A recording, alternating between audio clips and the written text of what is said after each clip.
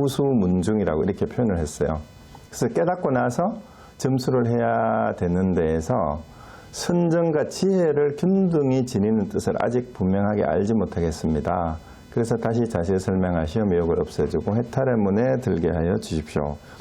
그래서 이제 선정과 지혜를 함께 동시에 닦아야 된다. 선정과 지혜가 둘이 아니다 이런 얘기를 이제 하니까 어떻게 해야 선정과 지혜를 동시에 이제 그대로 유지를 할 수가 있느냐. 등지라는 말은 똑같이 선정과 지혜를 똑같이 그대로 선정 상태에서 깨어있는 지혜로 깨어있는 그런 각성 상태를 동시에 유지할 수 있느냐라는 얘기입니다. 그래서 이게 분명하게 해결이 돼야 일체 모든 것으로부터 자유로운 해탈의 경지에 도달할 수 있겠는데 아직까지 선정과 지혜가 한꺼번에 잘 유지가 되지 않으니까 해탈하지 못했다는 얘기가 됩니다. 그래서 오늘 주제가 이제 정해 쌍수, 정해 등지에 대한 내용입니다. 여기에 대한 보조국사의 답변이 만약 법과 그 뜻을 말한다면 진리에 들어가는 1000가지 문이 선정과 지혜 아님이 없다. 그 근본 요점을 든다면 다만 자기 성품의 본체와 작용의 두 가지일 뿐이다. 앞에서 말한 공적과 영지가 그것이다 그랬어요. 그래서 여러 가지 깨달음으로 가는 방편은 많을 수가 있는데 1000가지 문이란 말은 그 말이죠. 근데 결국은 어떠한 방편을 통해서 들어가든 결국은 선정과 지혜를 이제 성취라는 말도 좀 그렇고 선정과 지혜가 유지되는 거 그건데 결국 앞에서 얘기했던 게 공적 영지라는 말을 했었는데 공적이 선정이에요. 비어서 고요하다라는 게 뭐냐 하면은 번뇌 망상이 다 없어진 것을 비고 고요하다라고 표현한 것입니다. 더 이상의 번뇌 망상이 일어나지 않아서 마음에 산란함이 없이 이제 완전히 이제 고요함이 이루어졌다라는 건 자꾸 이제 고요하다고 표현을 하니까 정말로 뭐 바닷가나 아니면 산속에서 조용한 이런 거를 상상하는데 내 마음의 갈등이나 욕심이나 집착이나 번뇌가 더 이상 없다라는 얘기예요. 어떤 상황에서든지. 그 다음에 영지라는 말은 신령스럽게 안다라는 것도 어디에 있든지 간에 내 마음이나 감정이 어떻게 움직이든지 간에 그 상황을 다 살펴서 알고 있다라는 거예요. 놓치지 않고 신령스럽게 안다라는 것은 그래서 어떤 상황에서든지 마음이 흔들림이 없고 그리고 어떤 상황에 내가 처해 있는지 자기를 돌아보고 자기가 처한 환경을 정확하게 꿰뚫어 아는 게 동시에 이루어지는 거 그게 공정영지가 한꺼번에 된다라는 그 얘기입니다. 그런데 여기서 얘기한 게 체하고 용이라고 표현을 했어요. 요점을 든다면 자기 성품의 본체와 작용. 그러니까 결국은 뭐예요? 성품의 체가 자기 성품의 자성의 체죠. 여기 이제 한자로 쓰는 게 좀 더 쉬울 수도 있어요. 자성의 본체하고 자성의 작용이에요. 자성상체용. 자성의 본체는 본래 비고 고요하다라는 말이에요. 그리고 이걸 안다라는 것은 결국은 이 자성의 작용일 뿐이라는 얘기입니다. 그리고 이게 뭔 말이냐가 하면 우리의 자성은 본래 고요해서 거기에 어떠한 티끌이 묻을 것도 없다. 티끌은 이제 번뇌망상이죠.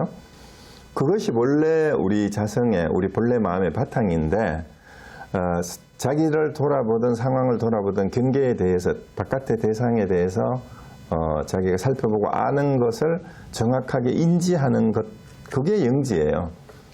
그래서 내가 살펴서 안다라는 지혜가 곧 작용일 뿐이고 그러니까 체와 용이 사실은 둘이 아니다라는 얘기예요.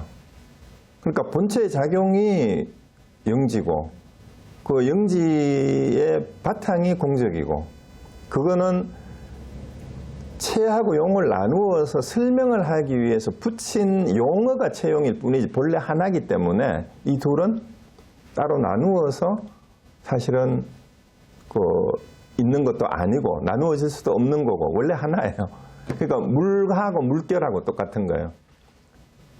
물을 떠나서 물결이 있을 수가 없고 물결 안에 물이 그대로 있는 거니까 항상 원래 하나일 뿐인데 우리가 보기에는 이제 겉으로 드러나는 용이 작용하는 것이 다양하게 변화하는 모습으로 인지가 되니까 그것 때문에 자꾸 인지되는 변화하는 모습의 특정한 부분만을 보고 우리는 그 변화하는 모습을 자꾸 실체시하고 고정관념화해서 따라가기 때문에 대상에 자꾸 끌려다닌다는 말은 그런 뜻이에요.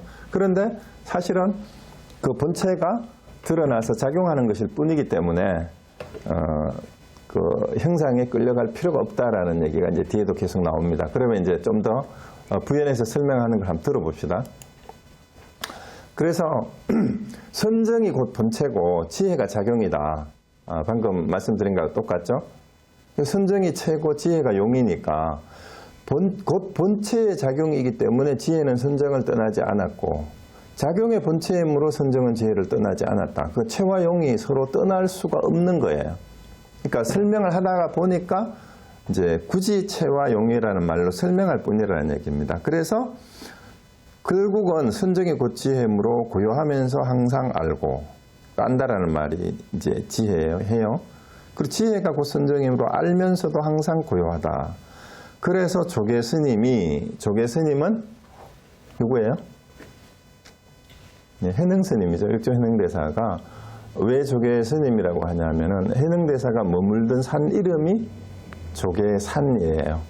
그리고 한국에 지금 제일 큰 종단이 조계종이잖아요. 바로 육조 해능대사의 법맥을 이었다고 해서 조계종이에요. 그래서 그렇다면 이제 한국의 조계종이 지향하는 바가 이 이름에서 나오잖아요. 육조 해능대사를 종조로 삼는다는 얘기예요. 그러니까 우리 해능대사의 그 일생이라든가 깨닫는 과정이라든가 그 이후에 이제 전법을 하는 과정을 잘 살펴보고 해능대사의 이 삶이라든가 이 가르침의 내용이 현재 조계종단에서 얼마나 제대로 이해가 되고 받들여지고 관철이 되고 있는지는 여러분 스스로 한국 조계종의 현 상황을 한번 살펴보시면 됩니다. 그래서 그 이름에 과연 걸맞게 조계종단이 제대로 하고 있는지 아닌지는 이제 별개로 치고 이 칼루파 하나라는 하와이 대학에 있던 불교학 교수였는데 이분이 스리랑카 출신인가 그래요. 이분이 원래 남방불교에서 자랐고 전공도 남방불교로 전공을 했는데 이제 그 대학교에 있으면서 이제 세계 불교사를 전공을 하면서 대승불교권에 대한 이제 연구도 많이 했어요. 근데 이분이 그 불교 철학사에서 무슨 얘기를 했냐면 전 세계에 그 다양한 불교 종파가 있는데 부처님의 원음에 가장 가까운 가르침을 전하는 종파가 한국의 조계종이더라고 그렇게 얘기를 했어요. 그 이유가 뭐냐 하면 조계종이 소위 경전으로 하는 경전이 뭐죠? 금강경이잖아요. 그래서 금강경의 가르침이야말로 어쩌면은 부파불교 시대에 와서 굉장히 그 초기 불교의 내용이 변질이 되고 심지어 왜곡까지 되고 잘못 오해되고 했던 것을 바로 잡으려는 부처님의 원음에 다시 돌아가자라는 의미에서 가장 원음에 가까운 가르침이 금강경이다. 이 양반은 그렇게 평가를 해요. 그 남방불교 출신인데도 불구하고. 그래서 한국 조계종이 가장 정통에 가깝다. 그 한국 사람이 얘기하는 게 아니고 그래요. 그래서 이게 그런 얘기를 듣고 한국 조계종에 관련되는 종단에 몸담고 있는 사람들이 우쭐할 것이 아니라 과연 금강경의 그 가르침과 육조해능대사의 그 가르침의 내용을 제대로 우리가 이제 수행을 하고 가르치고 하고 있는지에 대해서 반성을 진짜 해야 돼요. 그런 얘기를 들으면은. 그래서 그러한 조계의 가르침을 이어받자고 만든 조계종단인데 지금 상황이 어떤가를 심각하게 이렇게 돌아봐야 되는데 일단 그 얘기는 이제 법문하고는 직접 관계가 없고 이 해능 스님이 말씀하시기를 선정과 지혜를 어떻게 표현하셨냐 하면은 심지무란자성정이요 심지무치자성해다 이렇게 표현을 했어요. 그래서 이제 흔히 번역을 마음바탕이라고도 번역을 하고 마음땅이라고도 번역을 해요. 심지라는 말을. 근데 그냥 마음이라고 하면 될 것 같아요. 뭐 바탕이라고 따로 굳이 강조를 할 필요가 없고 마음 자리에 뭐 이렇게 해도 됩니다. 어지러움이 없는 거, 혼란함이 없는 거, 그것이 바로 자성의 정이고, 그러니까 내 자기 성품의 선정이라는 얘기예요. 그 다음에 심지무치라는 말은 그러한 마음에 어리석음이 없는 것이 바로 자기 성품의 지혜다. 이렇게 이제 말씀하신 것을 육조단경에서 인용을 한 부분이에요. 이 부분은 조계운해서 심지무란자성정이요 심지무치자성해다라고 얘기를 했는데, 이 내용이 이제 육조단경에는 구체적으로 어떻게 기록이 됐냐 하면은요, 이 말이 나오게 된 게 신수대사가 이제 육조 회능대사가 남방으로 가서 이제 가사하고 바루를 이제 오조 홍인대사로부터 물려받고 남쪽으로 가서 이제 법을 펴기 시작하고, 그리고 북쪽에는 신수대사를 중심으로 신수를 따르는 사람들이 이제 이제 신수 쪽에 많이 몰렸어요. 그래서 그때 당시에부터 이제 난돈 북점이라고 해가지고 해능대사의 그 가르침을 따르는 사람들은 이제 중국의 양쯔강을 건너서 남쪽으로 갔으니까, 그래서 남쪽에 도노를 가르치는 그 도노문종이라 그러고, 북쪽에는 신수대사가 그 개성에서 나왔듯이 그 점차로 닦는 그런 쪽이라 해가지고 남동 북점이라고 이렇게 이제 얘기를 했는데, 그래서 남쪽에 그 해능대사의 그 제자들이 숫자가 늘어나고 이제 그러자 신수대사도 이제 궁금했어요. 해능대사가 어떻게 가르치고 있는지.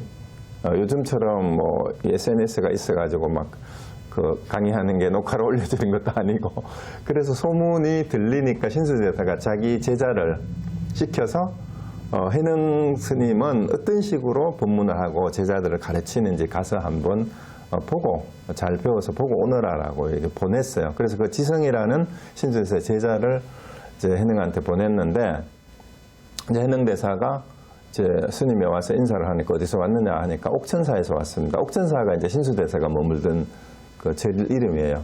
그러면 너는 옥천사에서 왔으면 염탐꾼이냐라고 물었어요. 나를 염탐하러 왔느냐 이러니까 지성도 만만찮아요. 옥천에서 왔다라고 얘기를 했기 때문에 염탐꾼은 아닙니다 라고 이렇게 얘기를 하는 거예요. 몰래 오면 스파이잖아요, 그죠? 이제 썩이고 오면.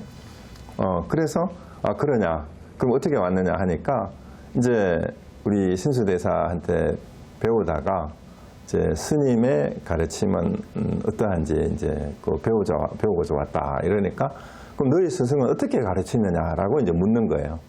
예, 그렇게 물으니까 지성이 우리 스님께서는 이제 신수대사죠. 항상 가르치시기를 마음을 머물러 고요함을 관하고 오래 앉아 눕지 말라라고 이렇게 가르치십니다. 이렇게 얘기한 거예요.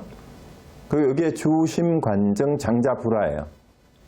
그래서 이제 요거 주심관정을 이제 다른 책들을 보니까 마음을 머물러 고요함을 관하고 이렇게 이제 번역을 이렇게 해놨는데, 저는 그 밑에 제가 여기 다르게 번역을 했어요. 일부러 마음이 고요함을 관하는데 머무는 것은 병이지 선이 아니다. 그래서 똑같은 한자 구절 그대로인데 제가 번역을 다르게 했어요. 이게 뉘앙스를 잘 생각을 한번 해보세요.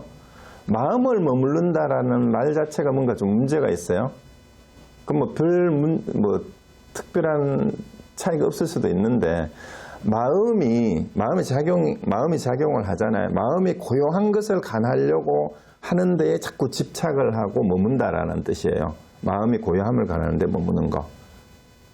마음을 머물러 가지고 고요함을 관하는 것도 마찬가지인데, 이거는 병이고 선이 아니다라고 해능대사가 이렇게 대놓고 주심관정하는 것을 이렇게 비판을 해요. 그 병이다. 그리고 오래 앉는 것은 몸을 구속하는 것이니 이치에 무슨 도움이 되겠는가. 장자불화를 한다라고 얘기했으니까, 결국은 우리가 지금까지 생각하는 게 이제 신수대사가 가르친다, 지성이 우리 스승님이 이렇게 가르칩니다 하고 마음을 가라앉히고 고요함을 관해라, 지켜봐라, 고요한 것을 머물러라라고 얘기를 한 거죠. 그러니까 마음이 고요한데 머물러야 된다 이 말이 마음을 가라앉혀라는 얘기가 돼요. 그리고 이제 마음이 완전히 가라앉아서 깨달을 때까지 자선에 집중하고 눕지 말아라라고 이제 가행정진이나 용맹정진을 계속 하라고 얘기를 한 거예요. 부사님 계속 그렇게 하고 있어요. 그러니까 육체현행대사 얘기가 이제 저도 이제 강의 준비를 하다가 이 현행대사의 이 얘기를 꼭 같이 한번 보는 게 도움이 되겠다 싶어서 이제 요거 가지고 왔어요. 그래서 이거는 병이라는 거야. 이건 참선을 하는 게 아니고 육체현행대사 그렇게 이제 얘기를 하고 오랫동안 앉아만 있는다고 해서 그거는 몸만 힘들게 하는 거지. 그게 이치를 깨닫는데 무슨 도움이 되겠느냐라고 이렇게 이제 바로 그냥 반문을 하면서 신수대사의 가르침을 까버리는 거예요. 근데 이 비슷한 내용은 후대의 선사들한테도 많이 있죠. 누굽니까? 마조하고 항벽이에요. 그러니까 옆에 앉아가지고 참선을 하니까 너 뭐 하려고 참선하냐 이러니까 깨달으려고 부처되려고 한다 이러니까 이제 나가가지고 기와장을 가지고 와서 옆에서 문대면서 기와를 갈아서 뭐 하시려고 합니까? 아니 거울 만들려고 한다. 그러니까 아니 기와를 만들어서 어떻게 거울이 됩니까? 하니까 이놈아 앉아만 있다고 부처가 됐느냐? 그거는 기와를 갈아서 거울을 만들려고 하는 거 똑같다라고 얘기를 하고 수레가 가지 않으면은 말을 채찍질을 해야 되느냐 수레를 때려야 되느냐라고 묻는 게 이제 황벽하고 마조도일 사이에 있었던 일이잖아, 그죠? 그거하고 비슷한 그런 내용이에요. 그래서 장자불화한다고 그게 깨닫는데 이치를 아는데 뭔 도움이 되겠느냐 이렇게 이제 얘기를 했어요. 그러고 나서 이제 그 다음에 이제 중간에 제가 다 생략을 했어요. 그러고 또 어떻게 가르치냐 하니까 너의 스승은 삼학을 어떻게 가르치냐라고 물으니까 우리 신수대사께서는 모든 악을 짓지 않는 것이 계고 모든 선을 받들어 행하는 것이 해고 그 스스로 그 뜻을 깨끗이 하는 것이 정이다라고 이렇게 가르칩니다라고 또 얘기를 한 거예요. 그러니까 너의 스승의 그 삼학은 개정해는 그런 거냐? 나의 개정해는 이렇다라고 얘기한 게 이제 이거예요. 마음에 그릇됨이 없는 것이 자기 성품의 개요. 자성계란 말이에요. 심지무비 자성계요. 그 다음에 마음에 어지러움이 없는 것. 심지무난이 자성정이고 마음에 어리석음이 없는 것. 심지무치가 자성해다라고 이렇게 이제 가르치는 데에서 지금 보조국사가 요 뒤에 두 구절을 인용을 한 거예요. 결국은 이 내용은 육조 단경에 있는 내용을 지성이라는 신수의 문인이 해능대사를 찾아왔을 때 이제 지성이 우리 스승은 신수대사 이렇게 가르칩니다 한 거에 대해서 해능이 이렇게 이제 반박을 해서 가르치는 내용인데 여기 덕기본이라고 제가 해놓은 건 도낭본은 여기 내용이 똑같이 있는데 이 마지막 해자가 은혜 해자를 써놨는데 원래 두 개를 같이 써요. 지혜 해자로 써도 관계없습니다. 이렇게 요 글자를 써놨는데 도낭본은 한 번의 책은 이렇게 돼 있어요. 그리고 중간에 약간 그 문답을 하는 과정에 약간의 표현의 차이가 있지만 요 개송은 그대로 똑같아요. 도낭본이나 덕기본이나. 자, 그렇게 해서 여기에서 인용한 것이 이제 그 수신결에 인용된 내용은 마지막 그 두 구절이에요. 그런데 오늘 이제 요 개정회에 대한 내용이 나온 김에 제가 평소에 이 개정회에 관해서 정리했던 거를 한번 완전 정리를 좀 하고 갔으면 좋겠다 싶어서 일단 요 신수대사의 요 개송은 우리가 많이 익숙하죠. 제약막작, 명위계, 중선봉행, 뭐예요? 명의해, 자정기이, 명의정이라고 했지만 요 앞에 있는 제약막작, 중선봉행, 자정기이라는 말 어디서 많이 들어봤죠? 이거 어디서 나오는 말이에요? 불교 기초교리나 처음 배울 때 보면은 초기에 모든 과거 7불까지 포함해서 부처님, 석가모니 부처님까지 가르치는 내용을 개송으로 요약하면 요거다 하고 7불 통계계라고 해가지고 법구경에 나오는 요 개송을 기초교리 할 때 앞부분에서 이걸 많이 가르쳐요. 불교가 뭐냐 했을 때 부처님의 가르침이 불교인데 그 내용은 뭐냐 하면은 모든 악을 짓지 말고 제약막작 모든 선은 받들어 행하며 스스로 그 마음을 청정하게 해라. 이것이 모든 부처님의 가르침이다 하고 이렇게 얘기를 하는데, 이제 이 부분에 대해서 전에 제가 이제 그 불교 기초교리 강좌할 때, 인문학으로 보는 불교할 때 이 부분 한번 얘기를 했었어요. 그러면은 모든 악을 짓지 말고 선을 받들어 행하라고 한다면 동서고금의 대부분의 도덕교과서나 뭐 이제 이런 게 이 얘기가 다 있는데 그거하고 차이가 뭐냐라는 거예요. 그래서 이제 흔히 또 이거를 얘기를 하면서 그 조과선사의 일화까지도 인용을 하잖아요. 조과선사라는 분은 이제 그 중국의 어느 스님이 참선을 하는데 늘 나무 위에 올라가 가지고 그 이제 나뭇가지에서 참선을 하는 스님이 있었다 그러잖아요, 그죠?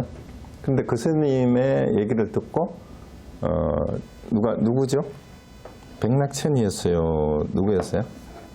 백낙천이 아니고 누군가? 그 중국 유명한 시인이 당송팔대가 중에 한 명인데 이제 어쨌든 그 백낙천이 아니고 다른 사람이었던 것 같아요.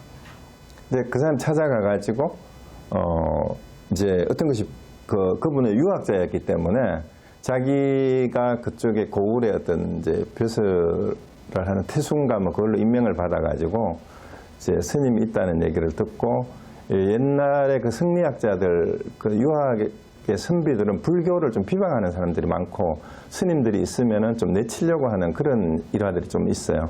그래서 조과선사 찾아가가지고 이제 그 불교의 스님들하고 논쟁을 해서 스님들을 이제 비판을 하고 핍박을 하려는 이런 그 호승심이죠. 일종의 경쟁심 같은 게 선비들한테 있었던 것 같아요. 그래서 이제 조과선사를 찾아가가지고 이제 나무 밑에서 마침 그 나무 위에서 또 참선을 하고 있는데 어떤 것이 불교냐 하고 불교하고 물어보니까 조과선사가 이거를 읊어줬어요. 이러니까 그 이제 당송팔대가 중에 한 명이었던 그 양반이 야 그거는 3살 먹은 애라도 알겠다. 불교는 별거 아니구나라고 이제 하고 돌아가려고 하는데 그 조과선사가 뭐라고 했다요? 3살 먹은 애도 알지만 80살 먹은 노인도 행하기는 어렵네 라고 이제 돌아가는 그 선배한테다가 이제 고함을 지르니까 거기에서 이 사람이 툭 깨달아서 다시 인사를 하고 제자가 됐다는 그런 얘기가 있어요. 그래서 이런 얘기까지 하면서 결국은 이제 흔히 그 불교 기초교리를 강의하는 분들이 내용은 나쁜 짓 하지 말고 착하게 살아라는 내용 그거 외에는 아무것도 없다. 그런데 이것을 실천하는 게 정말 어렵기 때문에 부처님의 가르침은 그렇게 실천해서 살아라는 것이 부처님의 가르침이다. 이렇게 하고 끝나는 경우가 많아요. 그러면 부처님이 예수님이나 공자나 아니면은 국민학교의 도덕교과서하고 다를 바가 뭐가 있어요? 그렇잖아요. 그죠? 그래서 제가 생각하기에는 그게 아니다. 핵심이 자정기이예요. 다른 모든 도덕교과서나 윤리 사상가들하고 다른 게 스스로 그 마음을 청정하게 하라라고 했을 때조차도 요 앞에 두 구절하고 관계없이 이걸 선정이라고 이게 생각을 하면 여기 이제 신수의 사막에서 스스로 그 뜻을 깨끗이 하는 것이 정이다. 선정이다. 이 말이잖아요. 그러면은 이게 따로따로 놀면은 이게 전혀 연결이 안 돼요. 그래서 개정해가 우리 여기 본문에서 보조국사는 선정과 지혜가 둘이 아니다. 채용이라고 했는데 제가 보기에는 개정해가 셋이 다 삼위일체예요. 이게 따로따로 놀면은 얘기가 안 돼요. 그래서 이 개송을 이해할 때도 위에 제약막장하고 중선봉행을 따로 떼놓고 자정기하는 거는 선정은 따로 하는 것이라고 생각을 한다면 전혀 이거는 불교의 가르침하고 개정해가 하나가 되는 게 되지를 않습니다. 그렇죠? 왜 그러냐 하면 이제 당장 두 개만 빌려왔을 때 여기에 해하고 정이 둘이 아니다라고 얘기를 하잖아요. 그러면은 이게 정을 따로 떼내고 요거를 따로 두 개는 따로 놀게 돼버려요. 요거를 그런 식으로 받아들이게 되면. 그래서 저는 요걸 어떻게 봐야 된다고 했죠. 그자를, 그는 뭐예요? 대명사죠. 그가 가르치는 게 있을 거란 말이에요. 자정기이라고 했을 때. 그래서 이 부분의 해석을 단순한 선정으로만 보면 안 되고, 요게 정해가 같이 가도록 해야 된다, 해석을. 이제 저 해석은 그래요. 그럼 어떻게 해야 정해가 같이 가는 해석이 될까요? 기이를 해석하는 게. 그래서 이걸 연결시켜서 한꺼번에 읽을 수가 있어야 된단 말이에요. 그럼 기가 가르치는 게 뭘까요? 문장이 이건 국어 시간이야. 그 마음이라 했는데 그가 가르치는 게 뭘까요? 그것만 제대로 보면은 이 문장을 개정해가 하나로 해석할 수 있게 돼요. 그게 뭐예요? 그 요거죠. 악을 짓지 말고 모든 선은 베풀어 행하는 그 마음을, 악을 짓지 않는다, 선을 행한다라고 하는 마음조차도 없애는 게 그 마음을 뭐예요? 맑게 하는 거예요. 그런데 그게 아니면 어떻게 돼요? 여기서 선악을 자꾸 분별하는 게 되잖아요. 이 두 개만 하게 되면 그냥 평면적으로만 받아들이면 나쁜 짓 하면 안 돼. 착하게 살아야 돼. 이렇게 해서 계속 선악이 구분이 되는데 이제 궁극적으로 물어보려면 어떤 것이 선이냐, 어떤 것이 악이냐고 물었을 때는 상대적으로 선과 악도 현상계에서는 규정될 수가 있잖아요. 그래서 이걸 그런 식으로 해버리면 자정기의의 뜻을 살릴 수가 없어요. 그래서 자정기의는 악을 짓지 않는다라고 하는 것도 생각이고 선을 받들어 행해야 된다는 것도 생각이기 때문에 어느 한쪽에 치우치게 되면 그것도 선을 받들어 행한다는 것도 알고 보면 망념이 될 수 있어요. 악을 짓지 말아야 한다는 것도 망념이 될 수가 있어요. 왜? 그것이 고정관념이 되면. 너와 나를 나누는 상태에서 나는 선이고 너는 악이다라고 해버리면 이거는 고정관념이 돼요. 그러니까 우리의 육조 현행대사는 불사선 불사악이라 그랬잖아요. 그 바로하고 저게 가사를 호조 홍인대사부터 받아서 강을 건너가지고 갈 때 해명이라는 스님이 쫓아왔잖아. 그 가사하고 바로를 잡으러 쫓아왔는데 쫓아와가지고 이놈아 거기 바로하고 이제 가사를 내놓지 못하냐 이러니까 현행대사가 어떻게 했어요? 길 옆에 바위 위에다가 여기 있으니까 가져가라 그랬잖아. 그래가지고 해명이라는 사람이 원래 이제 군인 출신이었대. 장군 출신인데 막 체력도 좋고 딱 쫓아와가지고 이제 그 사람은 이제 홍인대사 밑에서 오랫동안 공부하던 스님 중에 한 분이었는데 아니 방아 짙은 젊은 행자가 오조 홍인대사한테 바로하고 이제 가사를 얻어가지고 남쪽으로 갔다는 얘기를 듣고 이거는 뭔가 홍인대사가 잘못된 거다. 그리고 바로하고 이제 가사를 다시 찾아서 그것만 있으면 그게 무슨 징표예요? 육조가 되는 징표잖아. 그래 그걸 뺏으러 쫓아온 거 아니에요. 근데 그걸 내려놓으라고 하니까 이제 해명이 이제 길 옆에 바위에다가 내려놓고 가져가라 그러니까 해명은 이제 그게 눈이 어두워가 쫓아와가지고 잡으니까 그게 바위에서 안 떨어졌다 그러죠. 믿거나 말거나. 그걸 가져갈 수 없게 된 거예요. 그래서 거기에서 이 해명이 크게 뉘우치고 이거는 내가 함부로 손을 댈 수 있는 물건이 아니구나. 근데 그게 비유하는 게 뭐예요? 가사하고 장삼이라는 물건을 얘기한 것이 아니라 해능이 가지고 간 거는 오조 홍인대사로부터 받은 법이잖아요. 그러니까 법을 내놔라 그랬는데 네가 받을 수 있는지 그 역대 조사를 통해서 내려온 법을 네가 받을 수 있는지 네가 한번 가져가 봐라 이러니까 자기가 받아갈 수가 없는 거예요. 그러니까 바로하고 그 장삼 가사라고 표현된 거는 이제 달마로부터 전해져 내려와서 오조까지 내려왔던 정법을 비유하는 상징이에요. 근데 여기 줄 테니까 네가 가져가라 이러니까 그게 무슨 말인지 모르거든. 못 가져간다라는 얘기야. 거기 이제 바로하고 장삼을 바위에서 도저히 이제 떨치낼 수가 없다라는 거는. 그러니까 자기가 뉘우치고 그 자리에서 이제 크게 참회를 하면서 제가 이제 잘 몰래 뵙습니다. 제게 가르침을 자비를 베풀어 가르쳐 주십시오 하니까 해능대사가 해명하게 했는 얘기가 불사선 불사악 선도 생각하지 않고 악도 생각하지 않았을 때 너의 본래 면목이 뭐냐라고 이렇게 물은 거예요. 거기에서 해명이 크게 고개를 조아리고 이제 제자로 삼아 주십시오 하고 이 해명대사를 모시고 이렇게 가잖아. 이렇게 된 거예요. 그리고 거기서 불사선 불사학이라는 말을 연결을 시키려면 자정기를 불사선 불사학으로 해석을 해야 된다라는 거예요. 저는 그렇게 해석해요. 비록 법구경에 옛날에 나온 글이지만 그래서 자정기가 악도 선도 짓지 말아야 된다, 행해야 된다라는 그 생각조차도 깨끗하게 내려놔야 그게 그 마음을 청정하게 하는 거다. 그렇게 하는 것이야말로 모든 부처의 가르침이다. 이렇게 하면 개정해가 여기에 다 들어가 버려요. 그래서 저는 어쨌든 요거는 그렇게 해석하는 것이 이제 선불교하고 초기불교를 연결시키는 것이기도 하다라는 게 제 생각이고요. 자, 어쨌든 요 개송은 신수대사가 얘기한 삼학은 법구경의 그 칠불 통계계에서 가지고 온 거예요. 그런데 해명대사는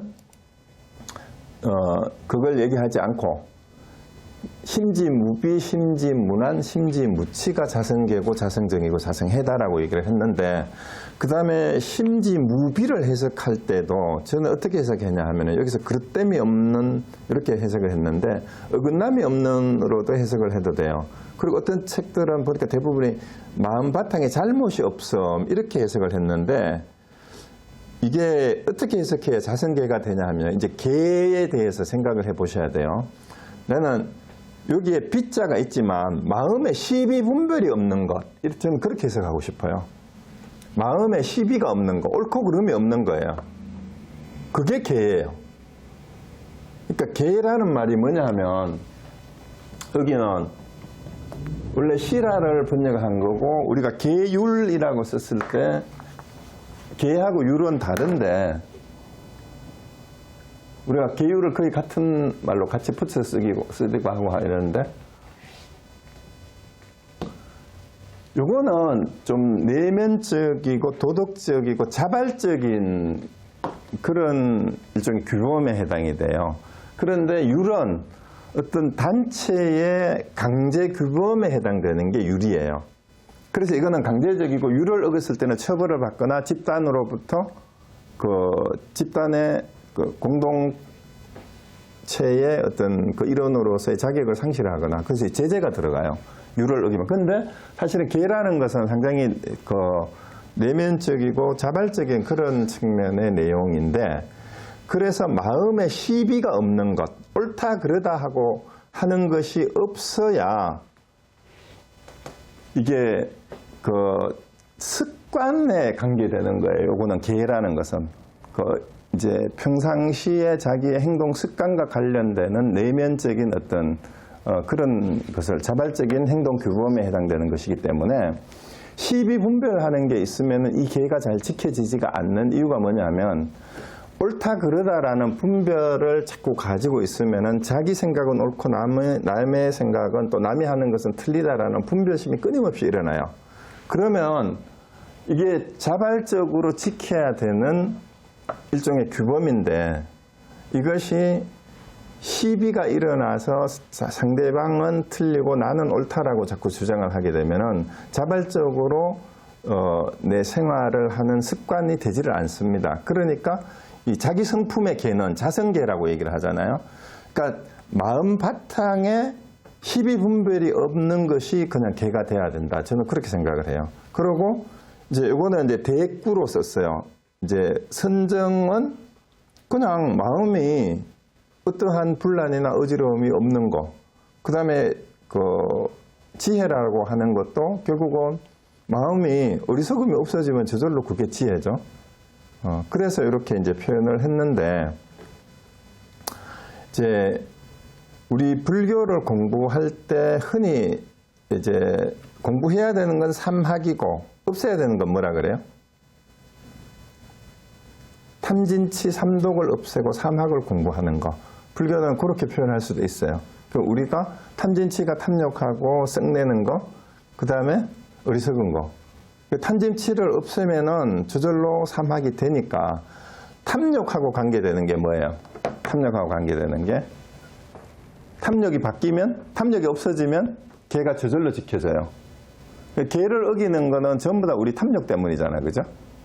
그리고 썩내는 거는 마음이 안정되지 못하니까 자꾸 화를 벌컥벌컥 내고 하는 거잖아요. 진심. 그러니까 진심이 다스려지면 저절로 선정이 와요. 화가 나고 이러는 거, 짜증이 나고, 화가 난다라는 게 남한테 대해서 막 폭발하는 것만이 화가 아니고, 마음이 우울해지는 것도 진심의 하나예요. 짜증이 나고, 자기가 자기 마음이나 자기 상태를 심리적으로 어쩔 수 없는 상태가 다 진심에 해당이 돼요. 마음에, 그게 이제 어지러움하고, 마음이 안정이 안 된 게 다 진심이에요. 마음이 오르락내리락 하는 거. 그러면은 조울증이라 그러잖아요. 막 갑자기 기뻤다가 갑자기 우울해졌다가 하는 게, 그게 우울증보다 더 심하다 그러잖아. 이게 다 진심에 해당이 돼요. 그러니까 그게 다스려지는 게 선정이에요. 그리고 이제 제대로 살피지 못하고 제대로 알지 못하는 게 어리석음이기 때문에 제대로 아는 것이 지혜죠. 이 반야의 지혜를 얘기할 때는. 자, 그래서 개정해가 탄진치의 변형이, 그리고 심지어 이제 선사들은 삼독 그대로가 사막이다 이렇게 또 표현하는 사람도 있어요. 삼독이 곧 사막이다라고 얘기를 하기도 해요. 그래서 왜 그렇게 표현하느냐 하면 그것이 다 마음 바탕에서 일어나는 마음의 작용일 뿐이기 때문에 그렇다는 얘기예요. 그래서 그거를 이제 잘 보면 되고, 그 다음에 이제 제가 좀 더 소개해 드리고 싶은 게, 현행대사가 지성이 와가지고 너의 스승의 개정에는 어떤 거냐 하고 물어보고 나의 개정에는 이거다라고 한 다음에 이어서 현행대사가 얘기한 게, 너의 개정에는 이제 개정해를 다 얘기를 했잖아요. 그 너의 스승의 개정해요. 네가 배운 개정에는 작은 근기의 사람에게 권하는 것이요 나의 개정에는 높은 근기의 사람에게 권하는 것이다. 자기 성품을 깨치면 또한 개정해도 세우지 않느니라. 자, 여기에서 제가 금방 말씀드린 게 이제 연결이 돼요. 탐진치가 그대로가 개정해다 이렇게 얘기하는 게, 깨달은 사람한테는 탐진치도 본래 없고 개정해도 본래 없어요. 왜? 탐진치가 없는 사람한테는 개정해를 내세울 필요도 없는 거예요. 왜? 탐욕이 없는 사람이 지킬 계가 따로 없고, 마음의 산란함이나 진심이 없는 사람한테 닦아야 될 선정이 따로 없어요. 그리고 원래를 있는 그대로 다 하고, 어리석음이 없는 사람은 있는 그대로 다 원래 알기 때문에 닦아야 될 지혜도 없습니다. 그러니까 깨달은 사람 뭐예요? 개정해조차도 닦아야 될 게 없는 사람이 깨달은 사람이에요. 그러니까 완전히 깨닫고 나면 개정해조차도 세울 필요가 없다. 이렇게 하니까 지성이 이제 헷갈리는 거예요. 큰 스님께서 세우지 않는다라고 하시는 말씀은 어떤 뜻입니까? 라고 이제 여기서는 이제 대자를 일부러 이제 육조 단경을 적은 사람들이 그렇게 했겠죠. 이제 신수대사한테서 사실은 이제 연탐을 하러 왔는데, 내가 밝혔으니까 연탐꾼은 아닙니다 하고 이제 호칭이 큰 스님으로 바뀌어 버렸어요. 그러고는 이제 다시 대사께서 말씀하셨다. 자기의 성품은 그릇됨도 없고 어지러움도 없으며 어리석음도 없다. 자, 요 내용이에요.